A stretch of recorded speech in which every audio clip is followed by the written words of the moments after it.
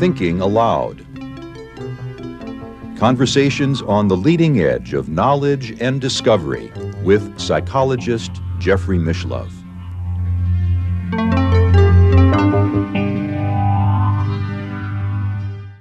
Hello and welcome. I'm Jeffrey Mishlove.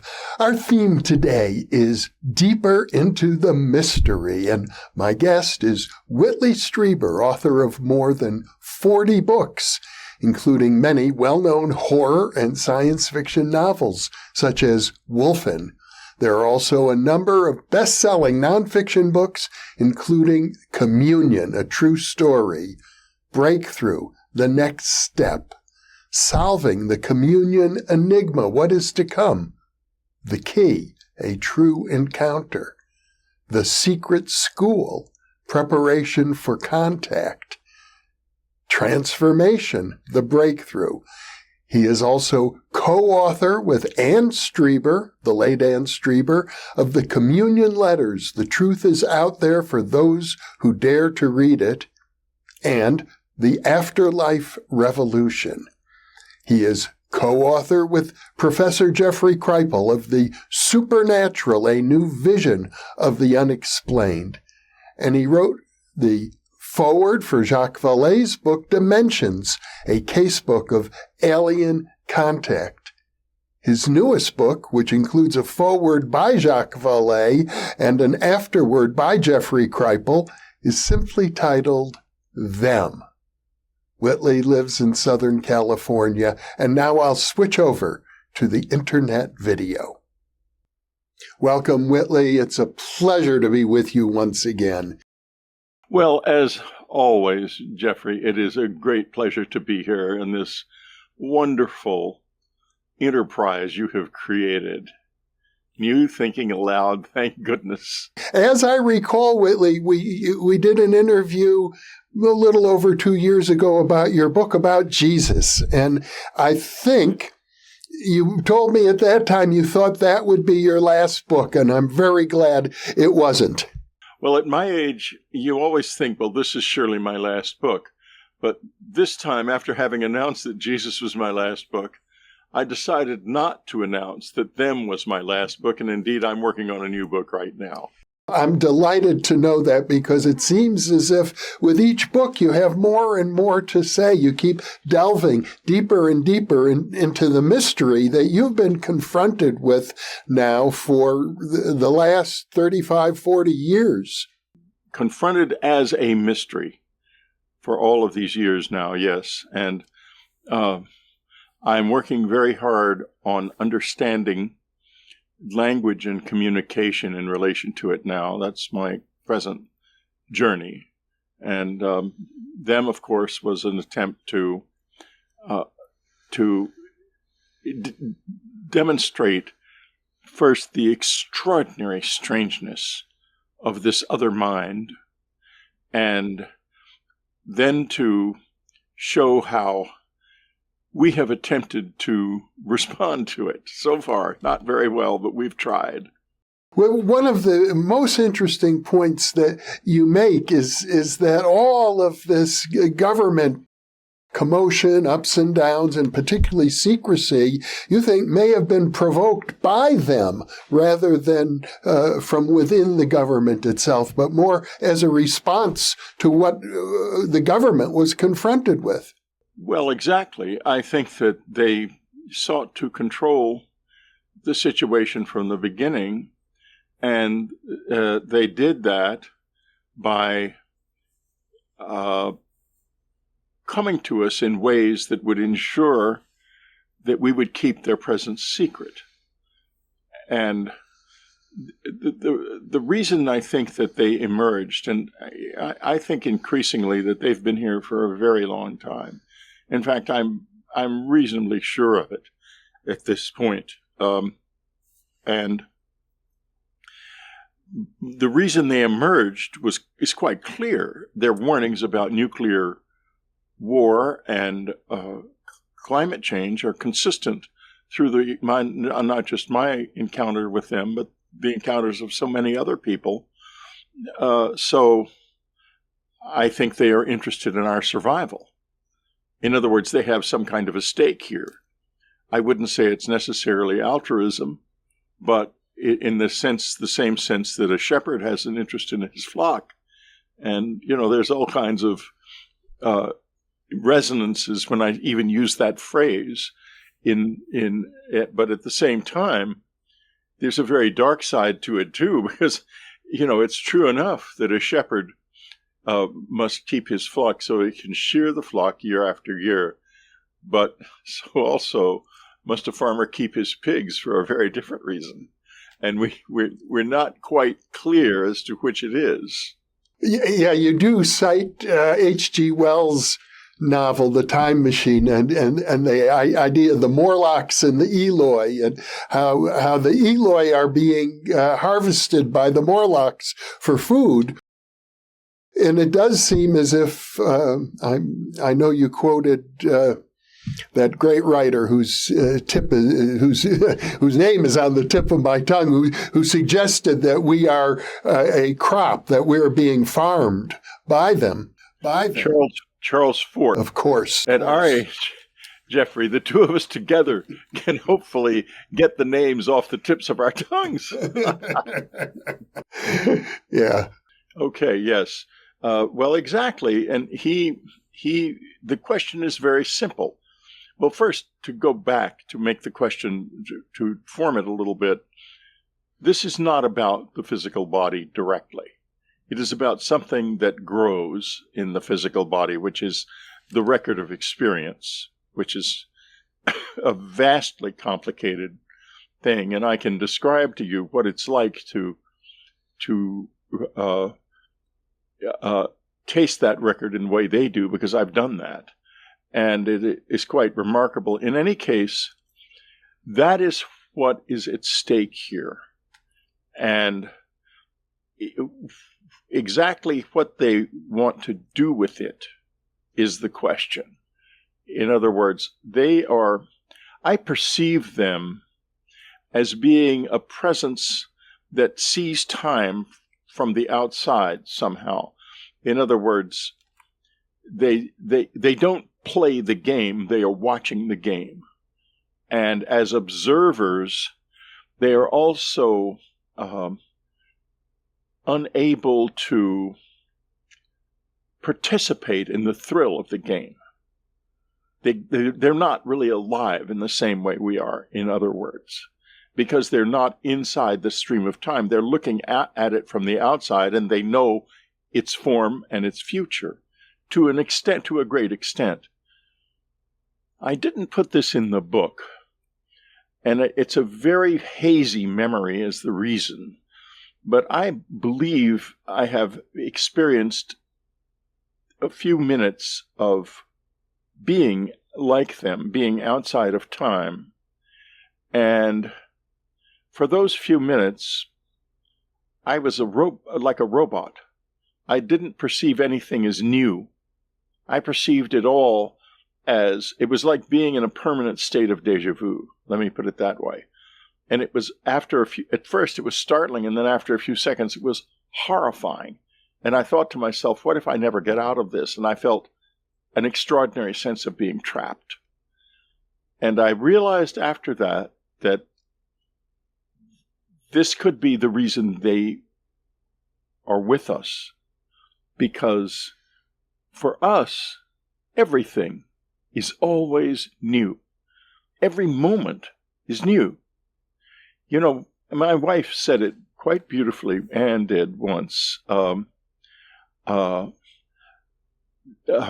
moment is all we have. Now is life. But if you don't have the now, you don't really have life as we know it. But what if you could take that from someone who did have it and bring it into yourself and use it as a kind of entertainment? And then that somehow diminishes its impact, because it's much more intense than ordinary entertainment, I think. if you could do that, you would quickly become addicted. And we may be dealing, indeed, with people who are addicted to us. Well, it sounds like something of a parasitic relationship, the way you're describing it. The sheep would describe our relationship with it as parasitic. A pig would describe it quite differently. And the question is very clear. When you have lived a life and you exit the physical world, and I know that we have many people in this world who live by the illusion that there is nothing but the physical world, but it is just an illusion. And actually, in the context of the history of human thought, not even a very important one. And you exit this life, you bring with you all that you have been, all that you have experienced, and in incredible, startling detail. What if someone were to take that and leave you naked, a completely innocent, unshorn, or rather a shorn being, not a great, beautiful big sheep anymore, but a little thin animal who's very cold and desperately needs to get back into the womb and into the warmth of life? Is that what's happening? And if so, is that all that's happening? Or is it that when we die, everything is taken, and the vast amount of genetic potential that exists in the species is all that is needed to create new human beings? In other words, we're completely taken, and you cease to exist and become part of the memories and experience of an entirely different kind of being. I don't know which is which, but I think that both things are going on. And I also think that some people are given the chance to live on, but not all. And it depends very much on how you have valued your life and what you want to retain of it. I think that there is not an arbitrary theft of being, but rather what we ignore and don't want, they'll take. They're much more like not so much like predators as scavengers. Well, you're describing something very much akin to Mephistopheles in the Faust legend, that he collecting souls. Well, to an extent, but I think that, you know, I have to talk about a little bit here about being out of the body. I'm much too, they don't trust me enough. I have a history in my life of being a prankster, which ended sadly when I wrote Communion, because I realized I couldn't pull off any more pranks because people would say, oh, the whole thing is a prank. So I've stopped. But in my earlier life, especially in my youth and childhood, I followed in my father's footsteps, playing pranks and practical jokes. They are aware of this and therefore don't let me get out of my body on my own. It's supervised very carefully. But when you are out of your body, you don't know what you don't have. In other words, I've been out of my body quite a few times under their supervision, and in some cases actually interacting with people in important ways to them, because I can be seen at times. So, but what I don't know is I don't even know if I know my own name. I know the feeling of me. I feel I am myself, but I don't know if I have access to the whole enormous richness of my life. I'm there then, in that moment, and that's all I know. I am me and I am here, and I can look back and see my body lying on the bed, but I am not, I'm not aware of you can't be aware of what you don't know. You see what I mean? So I don't know what I don't know what we take with us. Nor do I know if when you leave your body for the last time, if all of that richness comes with you, the richness of life. I can tell you a story about that richness of life that came to me in an experience with the visitors, with the old lady on the cover of Communion, who I often wonder if she's still with us. In any case, when you were with her, it was like being with a very strange-looking person. It wasn't so much like being with an alien at all. And then she would fix you with those eyes, and you would really feel a sense of predation or hunger. It could be terrifying very immediately. And interest and awareness, all of those things, all mixed up in one in those extraordinary eyes. In any case, I went out I was trying to get them to sit down and talk with me on a normal basis, the way we do, not knowing at the time how unlikely that would ever be. And it was in a cold February morning, and I guess in 1988 or 89, I went out. I heard this noise, a great morning sound like a shofar or a blowing or a great trumpet. And I knew it was them. I hear that, if you go on the internet, you hear this sound quite frequently. People just go on YouTube and search on strange trumpet sounds, and you'll find dozens of places where this sound is recorded all over the world. And it's them. I know it's them because I've heard them make the sound and then interacted with them immediately afterwards. In any case, I heard the sound. I immediately realized that they were there. And I went outside. I went up across the lawn and looked across the bare woods to a little grove, a little glade. And I could see a dark shape in the glade and these other shapes standing near it. A dark something hanging there like a big flying saucer, frankly. And it was just before dawn. Is this from your cabin? Yeah, this is my cabin. Mm-hmm. Yeah. And it was making a kind of a clanking sound, and it was quite clear what was going on. I was not, but then I started to walk down to it, and I hesitated, trying to take the scene in, and heard a voice in my head so rough go, "Come on, come on." And I have to tell you, it felt like perhaps a trapper thinking to himself, will it just get in the trap? Will it come on? So I turned around and went back to the house because I thought I might not come back. And I would leave Anne with a little baby and a little child and a disappeared husband. And no insurance because it'd take her years to get the insurance money if I just disappeared.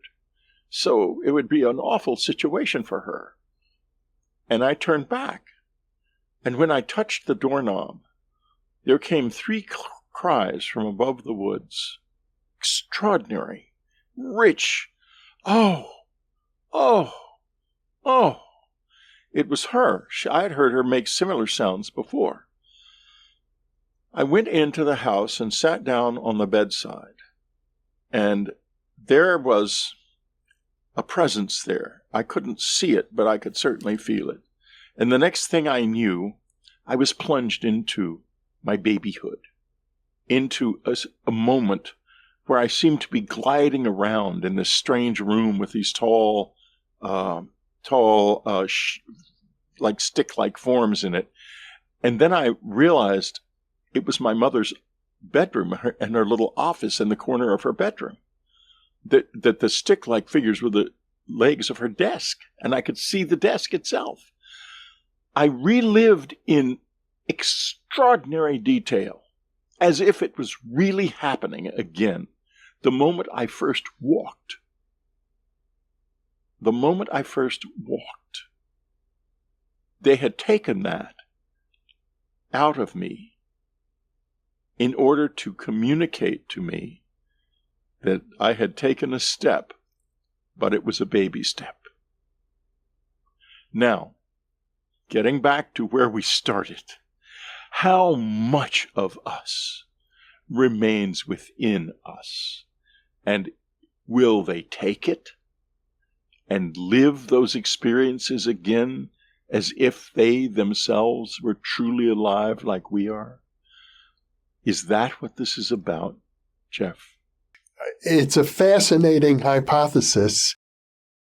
Let me ask you this question. I've never broached it with you before, Whitley, but it seems like it might be appropriate now, and that has to do with the question of reincarnation. I have to imagine, given your sophistication, that you've inquired yourself, since these experiences seem to go back to your childhood, if they might not have originated in a previous lifetime. I wish I could say that I have some sort of definite proof of reincarnation, but I have only a few experiences of past lives that are like little memories that don't belong in this time and place. Some of them, a few of them, are very vivid, but I don't know if those are my past lives or something I simply picked up from the weave of life. I don't know. And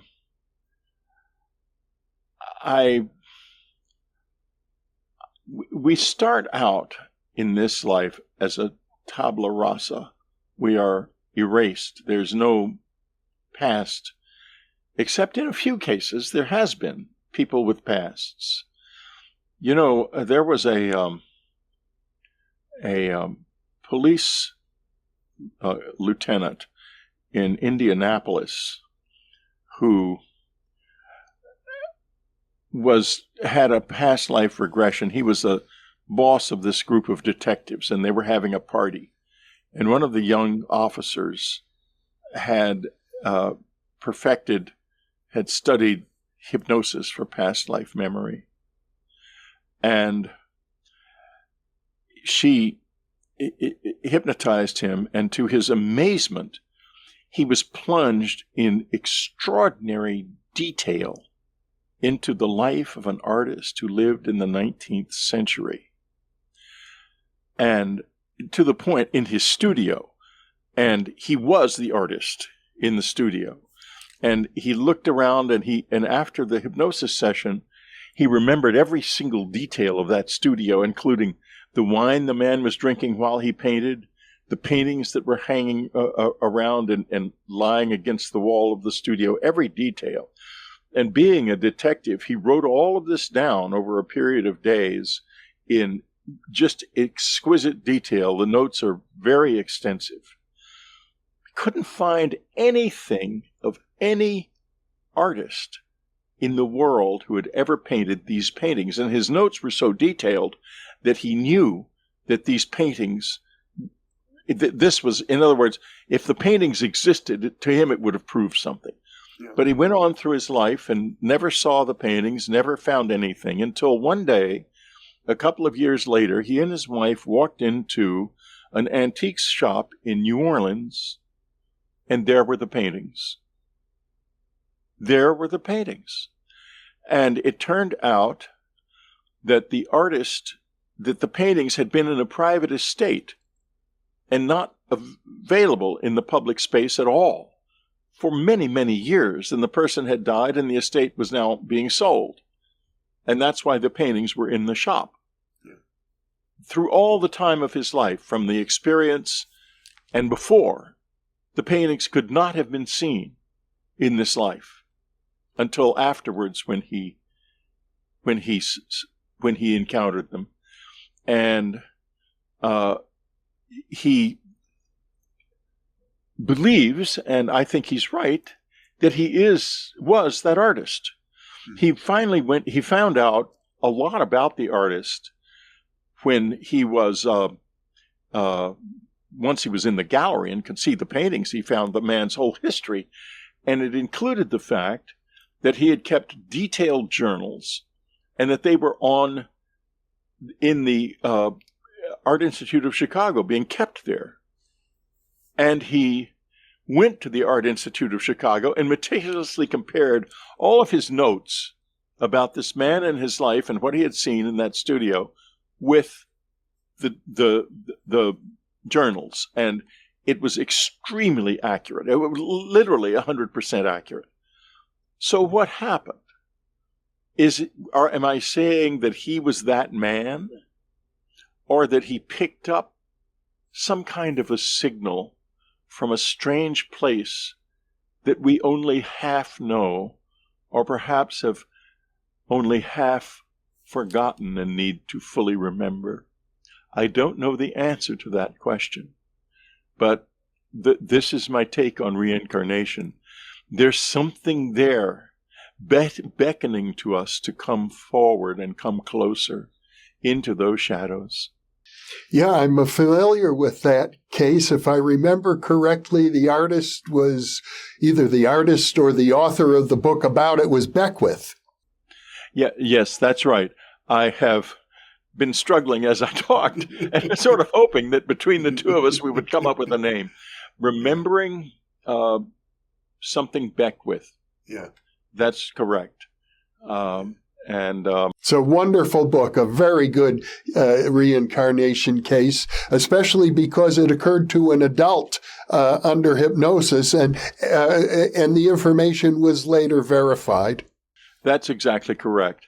Mm-hmm. But is it reincarnation or something else? Well, I'm sure scholars will debate that for some time.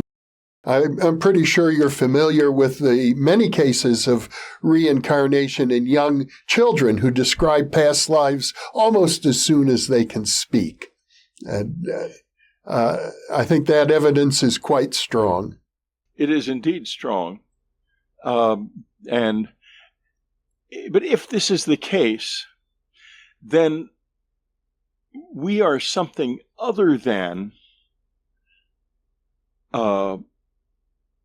we're not prey. We're something else. Because if we were prey and our lives, our experiences were being completely taken and removed, we wouldn't have any memory of past lives, would we? But apparently we have vivid memories, not only of this life, for example, in my experience of a memory that broke into the amnesia of babyhood, but of past lives too. So one gets to Ecclesiastes and the long home and the shadow being cast back in time, and the sense that human beings are vast things indeed, and maybe these visitors are more peripheral and sort of flying around us like mosquitoes trying to get what they can of these vast, gigantic individuals who sweep back across a vast amount of time. And for example, why would past lives necessarily, if the soul is indeed an eternal thing, why would past lives necessarily stop at humanity, at the inception of humanity? Perhaps we are looking, when we look at ourselves, at something so enormous that we literally can't see the whole of it, and that if we looked more carefully, we would find that we went all the way back to the beginning and the incredible moment, the first moment, when something conscious realized that the universe wasn't there. And out of that shock of notice, the whole thing exploded in the Big Bang. Maybe we go all the way back to there. Now, that's a very large vision, and I totally embrace it. I think it's a good starting point, and I think the whole question of the visitors or aliens begins to take on some perspective when you look at the universe in that very, very large way, and with the possibility that, as the mystics of every culture have said, that's who we are. Exactly. And, there's a wonderful book by Maurice Nicole called Living Time and the Integration of the Life, which it very subtly suggests this possibility. He was a fascinating man. He was a psychiatrist who worked during World War I and was the man who discovered shell shock and managed to get the British Army to stop simply shooting people who had been shell shocked and try to treat them. And the Brits being the way they are, they listened to him and started to put these people in hospitals instead of in front of firing squads. So he was an extraordinary man. He was also a member of the Gurdjieff Foundation and quite close to G.I. Gurdjieff for part of his life. And Living Time and the Integration of the Life is where that mention of the long shadow of the soul sweeping back across time comes from. Looking for Carol Beckwith, and the man's name is Snow. Yeah. You see, between the two of us, we've actually identified him. I'm sure the viewers are going to be delighted that they can now look it up, and it is truly a wonderful story. One of the great, all-time great past life stories.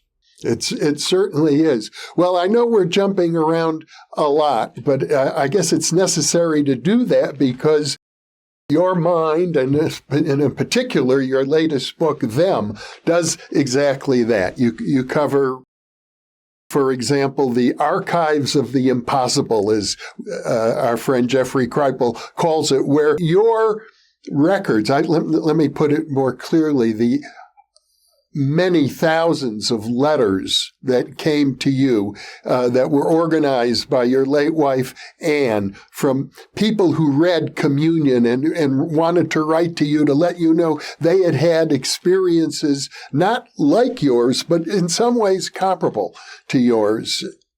Well, that was the most interesting thing about the letters. The experiences were not repeats of my experience for the most part.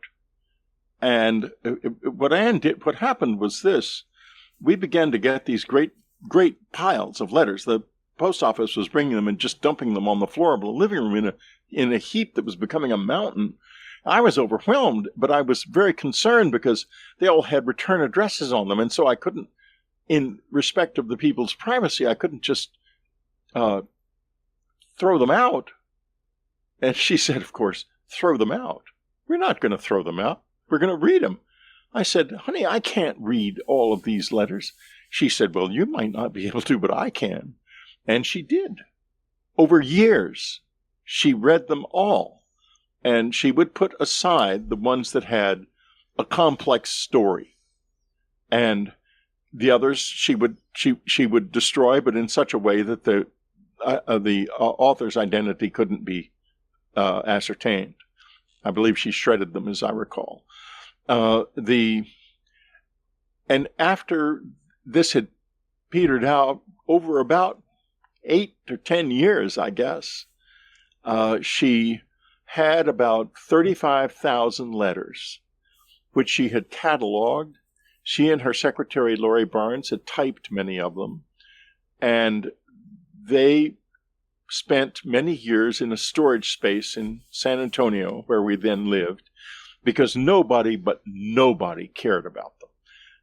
Whoever it is who creates this artificial enculturation of denial in this society, probably the intelligence community and its various supporters and camp followers in the media who are always looking for voices of authority that sound authoritative even when they aren't. As long as they sound that way, that's what they're looking for. In any case, it sat there. Jeffrey and I met. Jeffrey wrote me a letter, an email actually, about my work.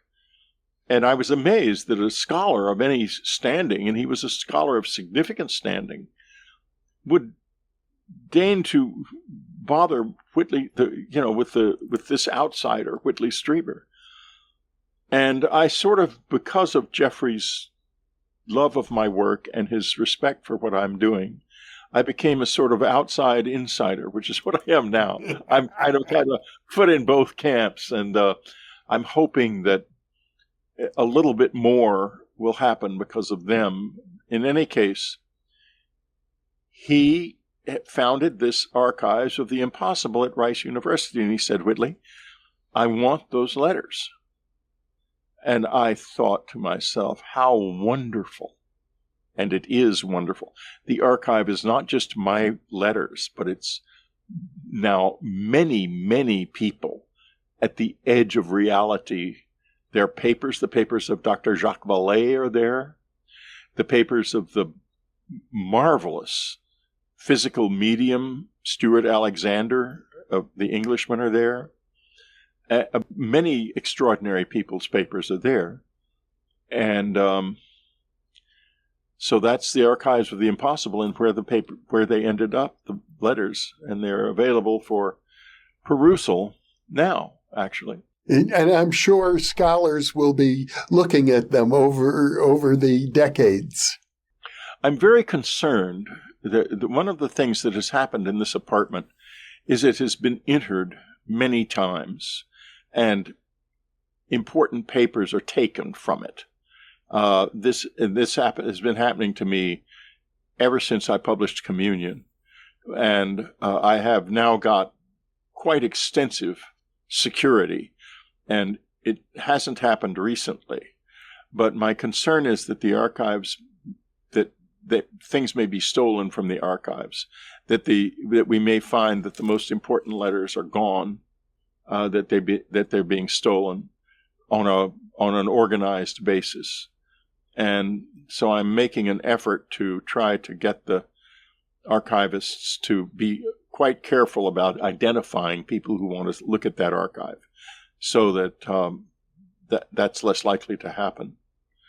Because there is a presence here that really doesn't want this known, any of it.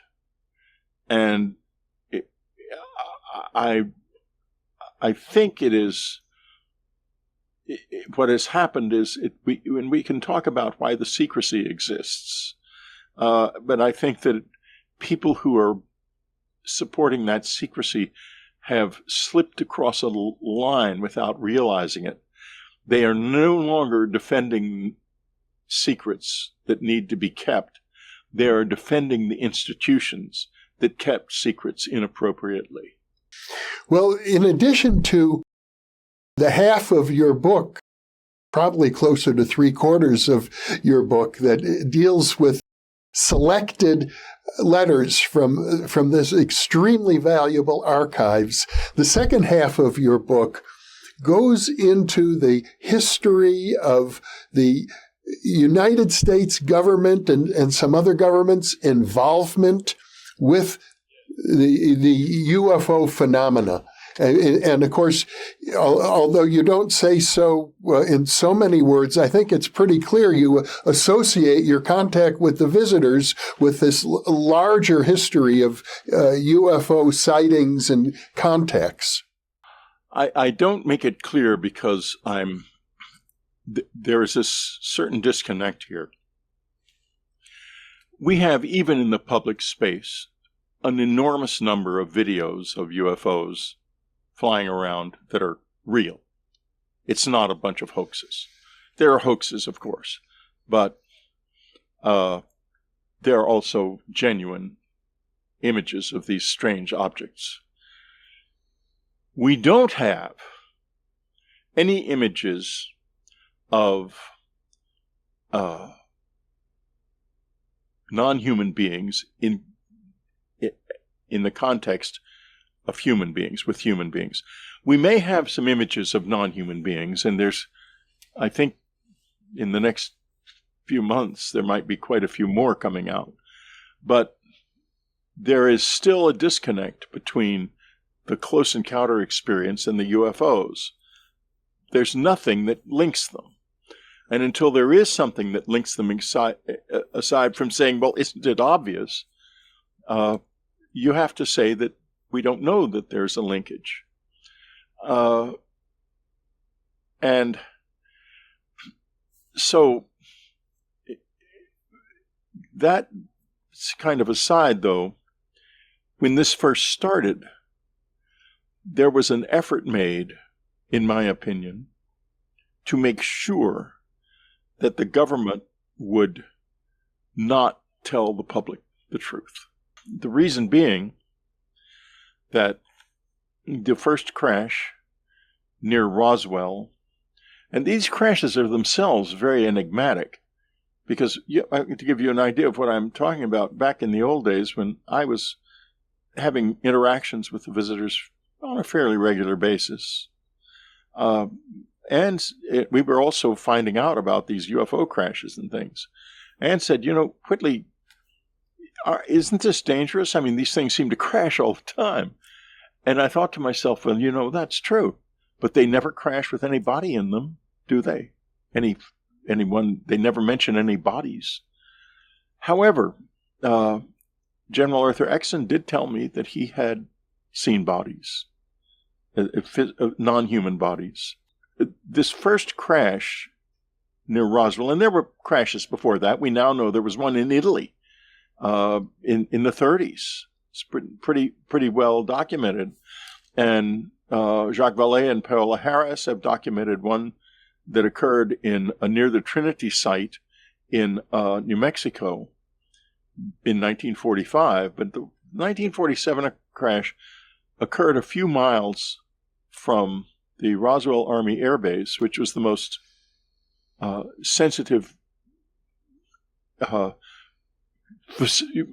military facility in the world at the time, in the Western world, because it was at that facility that the planes that could carry atomic weapons were stationed there, and they would. That was those planes were the reason that Stalin was not taking his 4.5 million soldiers who were still under arms at that point and sweeping right to the English Channel and quite possibly across it and into Britain as well. So the idea that someone had come close to that place with what looked to them like a spy plane of some kind would of course mean that they would immediately keep it secret and say it was something other than what it was. And that became institutionalized, because I think that General Exon said to me, everyone from Truman on down knew that what we had found was not of this world within 24 hours of our finding it. But that was another reason to keep it secret. Once they figured that out, then their thought was, is this a scout ship is there another invasion? Because these were all soldiers who had just come out of a huge war. They were all military people, fighting men who had just stopped fighting a couple of years before, and they were ready to fight again and afraid they might have to. So the secrecy continued on. Now we have another problem, which is, if you read David Grush's statement carefully, this is the man from the intelligence community who went to the intelligence community's inspector general with a whistleblower complaint, and his name has been all over the media ever since. And in his statement, he mentions that federal procurement regulations have been violated by the fact that so much material has been farmed out into the defense industry and worked on in the defense industry without proper procurement protocols being followed. And this has been done because they've chosen companies that had an existing classification track within the company that they could move this information down without having to worry about asking people to get security clearances that didn't have them and so forth. So it's been channeled illegally on a massive scale. And this is another reason for the secrecy, because all of these companies and the federal government are liable for this. And there has to be some kind of an amnesty offered, or they're never going to come forward, I don't think. There's recently the Congress has mandated that defense industry companies with information bring that information forth, but I don't think they're going to, because there's no legal penalty for not doing so. It's just it's a demand. As my father used to say about Congress, they make requests that are like demands, and anybody who understands the legal system knows they are just requests.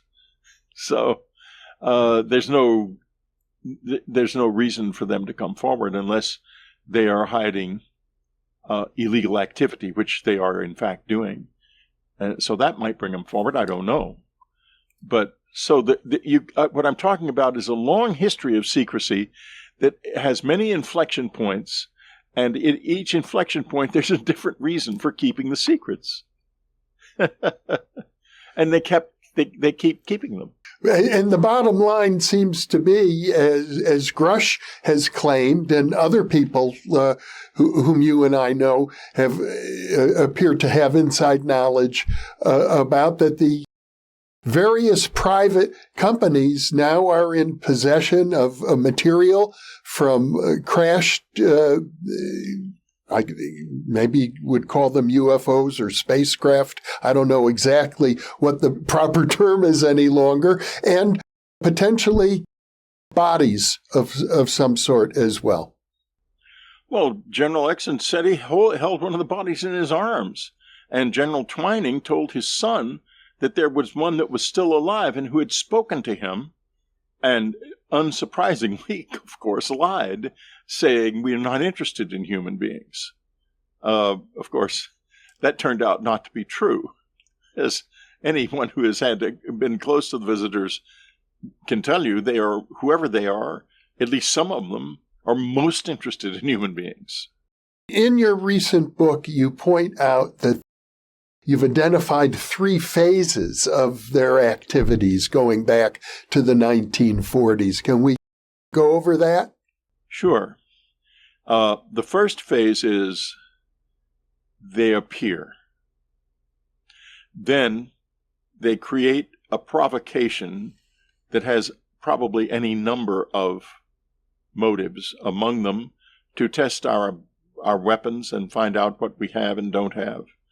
Also to ensure that the military will keep their presence secret, and probably a reconnaissance of mankind, because even though they've probably been here or been aware of us for years, and it seems as if they have, but I don't think it's been as intimate unawareness as it has become since 1947, and that they were basically feeling their way forward. And then comes the second phase, once they have established ways of coming and going without our military being able to do anything about it, even though they may very well have known it. They begin to analyze the species. And that is what the abductions were about, where they were taking semen and eggs, and from a large number of people. And we know about people in the English-speaking world, but very little about people in other parts of the world, and whether or not they were even involved, we don't really know for sure. But they certainly were doing this. They did it to me. I had semen removed from my body. And many women had eggs and even fetuses removed. Now, this, you talk about a provocation. Nothing could be more provoking than this. And so that was the second phase. And the third phase now is going on now, which is that they are emerging. And they may not emerge only as figures that look like aliens. I think that it's quite possible there will be people involved who are not people in the same sense that we are, and who are the outcome of that effort to harvest human sexual material. That they have created versions of us that have some kind of a stake in their lives as well. But that's where we are now, and they told me many years ago that they will emerge as the planet's ability to support us declines. And I didn't get the impression it was going to be fun. I think that they're going to be terribly angry. And the reason is that when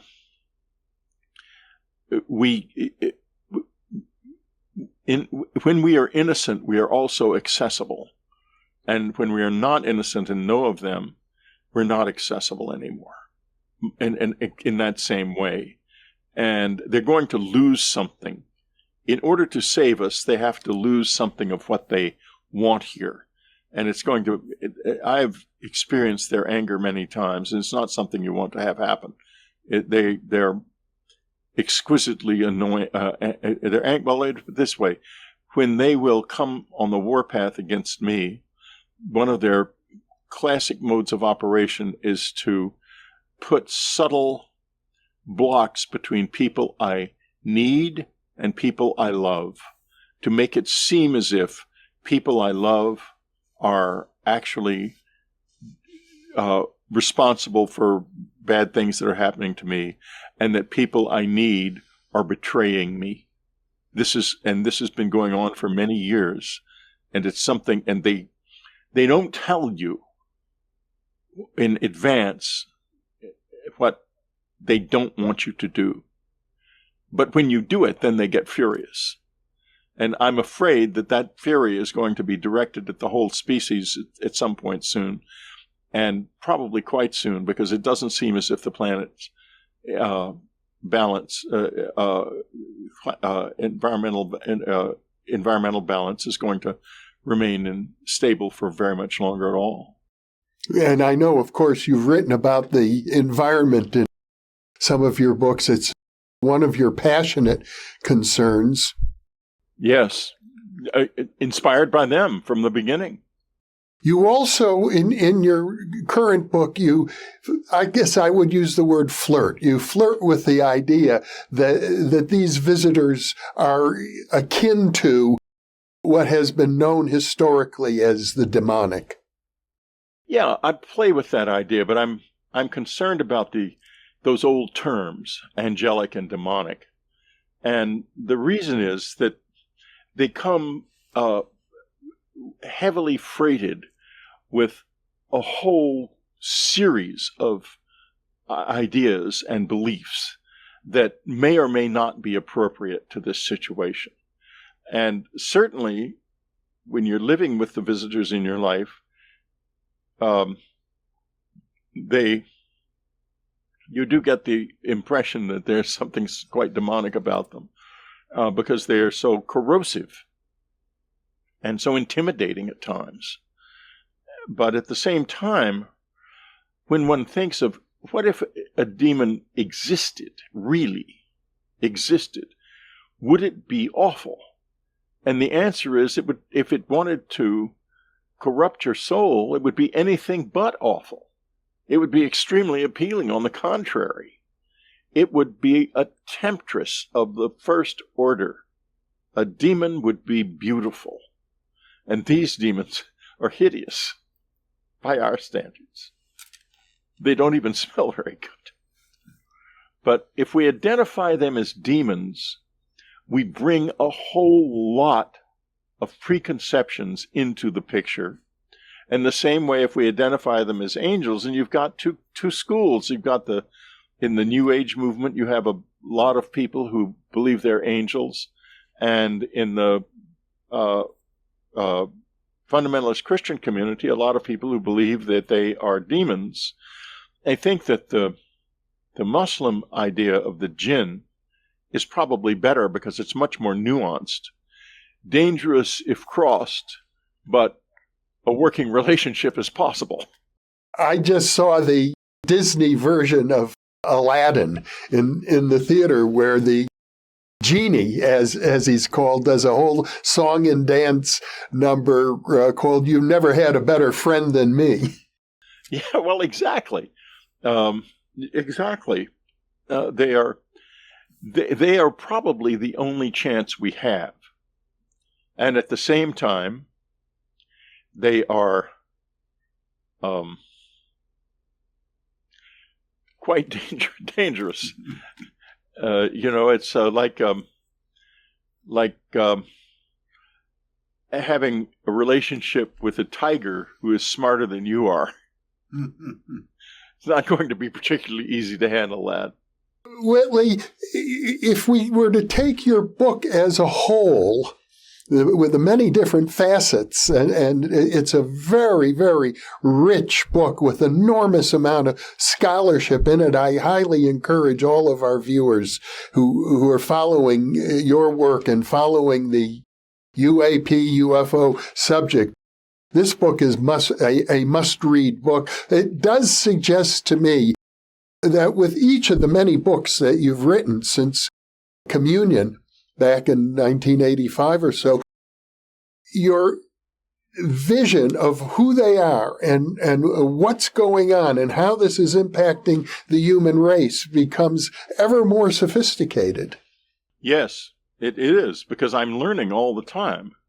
And oddly enough, I have this little implant in my ear, which I have learned to use, and it works extremely well, and it is a truly extraordinary tool. The best research tool I can imagine anyone possessing. So since Annie passed away and it became operative, either because it's her somehow working it or something to do with our own dead, which is a whole nother strain of this that's extremely complex and interwoven into the whole thing, or simply a device that they created. It was two men came here about a year and a half ago and explained how it worked to me. And it was quite extraordinary. I mean, they came in the middle of the night and they were seemingly normal human beings. And they explained that the slit I see in my eye with the words racing through it this comes when I'm working. It's not there. It's not there now. But when I'm writing, it's there, and words are racing through it at breakneck speed. And they said that it's bringing material up from my memory, things I have forgotten consciously, and drawing them closer to my conscious mind so I can access them. And this is why when I'm writing, I have an absolutely fabulous memory. It's amazing. That's why the scholarship has gotten so good. And the other thing that it does is when you're doing research, all you have to do is think about something you need, and it comes. And in one way or another. It's not like a voice in my head explaining to me. But if I need a question in physics answered, I will soon come across a paper, seemingly by coincidence, that addresses that very issue. That's how it works. And it does work. This is a consistent process that's now been going on since 2015 and on a very consistent basis. So I have all of this on my side, and I'm trying to make something in my body of work that will be useful and will fulfill the promise that started with Anne when she said, you shouldn't call your book Body Terror, you should call it Communion, because that's what this is about. And it has always been about that. Always. It is about finding a space within both species or both presences, the human presence and this other presence, in which we can interact comfortably and fruitfully. And in that space, we will also find our way out of the predicament that our planet is in, I would hope. Well, I'm under the impression from having read your book, and I can attest that the scholarship is absolutely amazing. I would say to myself, he must have been spending thousands of hours in libraries to come up with. It suggests to me that you possibly have been selected by them as a spokesperson because you're so articulate. You're able to put into human language subtle ideas about them that I'm not sure any other person can quite do. Yeah, I think you're right about that. And for whatever reason, it turned out to be me, a horror novelist of all things. A good choice in some ways and an expected one in others, because from the beginning, they have never wanted to impose themselves on us. There's been a very careful awareness of the dangers of cultural colonization. And if they had chosen Carl Sagan, or another great scientist, we would have had to believe every word he said about them. But they chose a horror novelist instead, who does have a significant amount of intellectual capability and is able to go fairly deeply into this thing. But you can take me or leave me. You don't have to turn, and most people will turn away from me. They absolutely will. I'm quite isolated in that sense. In the intellectual community, like Lawrence Wright, the author of The Looming Tower and many other distinguished books, took a brief interest in me, and he'd never heard of my work at Communion or anything like that before. And we talked for 10 minutes on the telephone, and within 3 of those minutes, he said, "Oh, I know what this is. It's recovered memory." In other words, it's the false memory syndrome at work. He completely dismissed me immediately, in seconds. But I have no intention of stopping. I'm going to keep on, because eventually the visitors will come into focus. Whether it's when I'm alive or when I'm dead or not, I don't know. But I do know this: my work will be useful at that time to all of these people who are presently living in a false reality. Speaking of false memories, theirs is a false reality. It's not the secular reality of the general intellectual public is not real. It's not true. Something else is going on.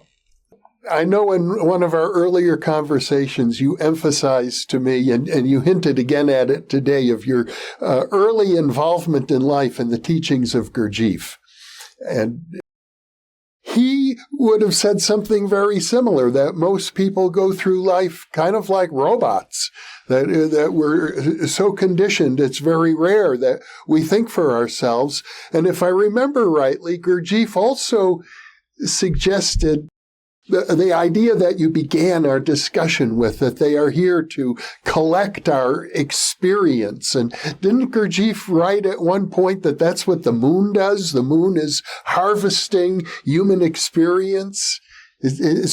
So I wonder if you would say that Gurdjieff had a deeper knowledge of these visitors than is obvious on the surface.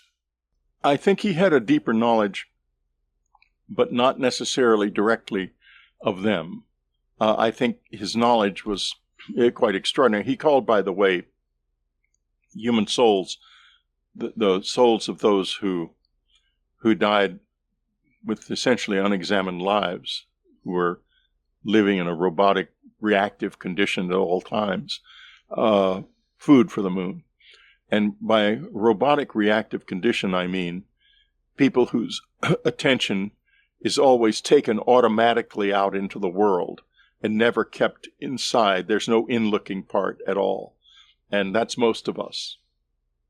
And the practice of the Gurdjieff work is to retain that in-looking part while the other part is moving out in the world. And it's called in the work being awake. And insofar as one can live it, it is like being awake, actually, in a world that is strangely asleep. You know, he did have, there's one fascinating thing, many fascinating things about the work of G.I. Gurdjieff. His novel, All and Everything, is a remarkable work of a didactic and science fiction, remarkable, and filled with all sorts of knowledge and disguised in, in a rather desperately poor fictionalization. He was no fiction writer for sure, but he did choose to express himself this way because he knew the importance and the power of story. In that book, he mentions something called the organ Kunda buffer, which is to say, an organ that buffers Kundalini energy away, and that this organ was placed in us in the distant past, and therefore we lost contact with the energy of the earth and our relationship to the planet that we live on. And if you look at history, you could almost say that this happened, and it happened it marks the beginning of what we call history. And now it is at its climax that we have so ignored the planet and are so unaware of it as a part of our own beings that we are literally committing suicide, because killing the planet is killing ourselves. It is suicide. I've engaged with the visitors about this, and their attitude is it's all population pressure. They don't care about our politics or wars or anything like that. They just say that this is a natural outcome of overpopulation. And my response is, well, listen, it's not our fault. We've got these genitals big genitals on the front. We have mysteriously lost our sexual seasonality. We are naked, and we have excellent memories and richly endowed nervous systems. So, of course, we're going to be running like crazed weasels all the time and making too many children. And we've done that. Thomas Malthus said it clearly in the middle of the 18th century that what would happen now would happen. And it did. It has happened. It has happened.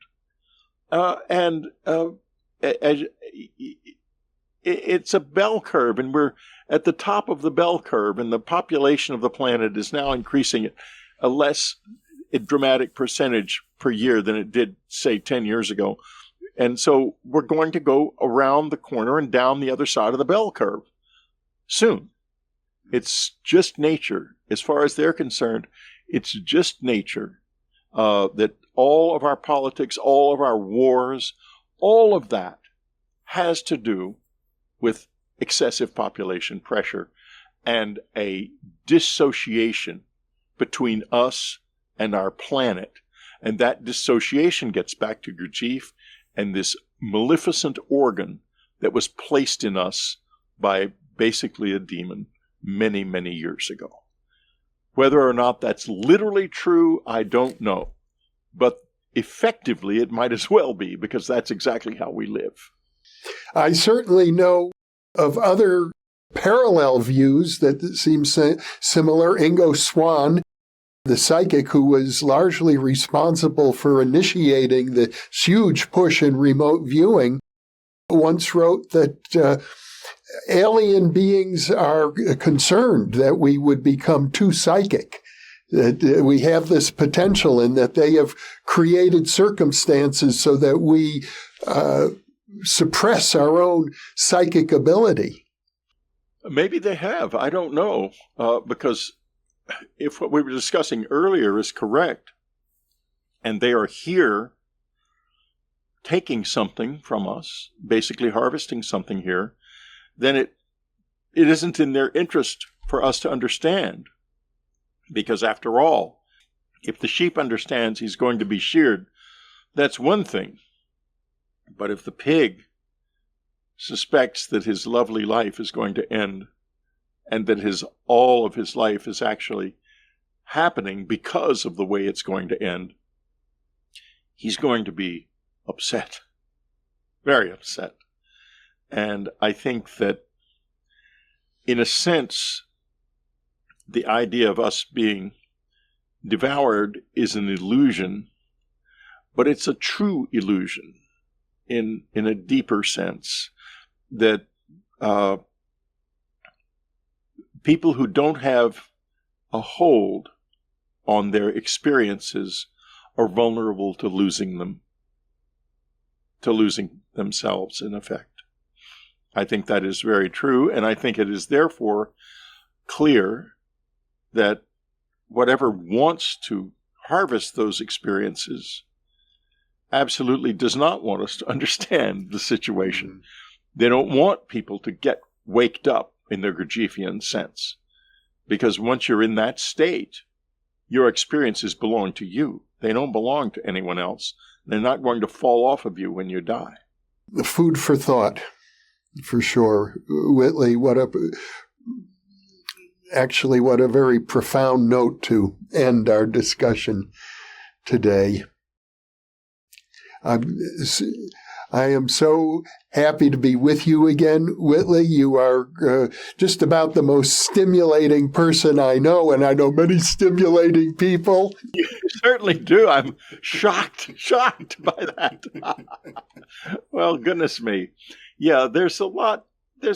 And, anyone who wants to engage with me further, it's very easy to do. I'm at Whitley@Strieber.com, so it's not hard. And if you do engage with me, engage with my book as well. Well, it's a great pleasure to have you back on New Thinking Aloud, Whitley, and you are welcome anytime you have the slightest little inkling that you would like to return. You don't even need to write a new book. I would welcome more conversations with you.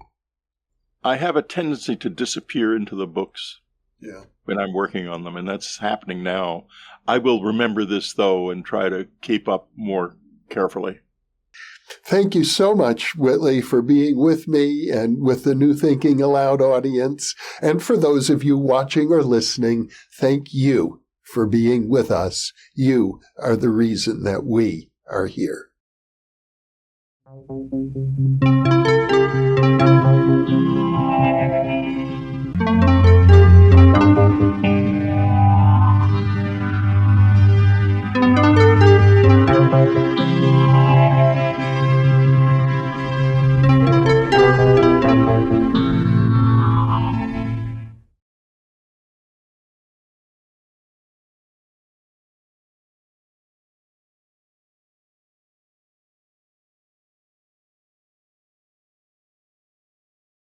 I imagine that by now, many of you already realize that in conjunction with White Crow Books, we've just launched the New Thinking Aloud Dialogues book imprint, and our first title is There Life After Death? The inaugural issue of the New Thinking Aloud magazine was just released on March 1st.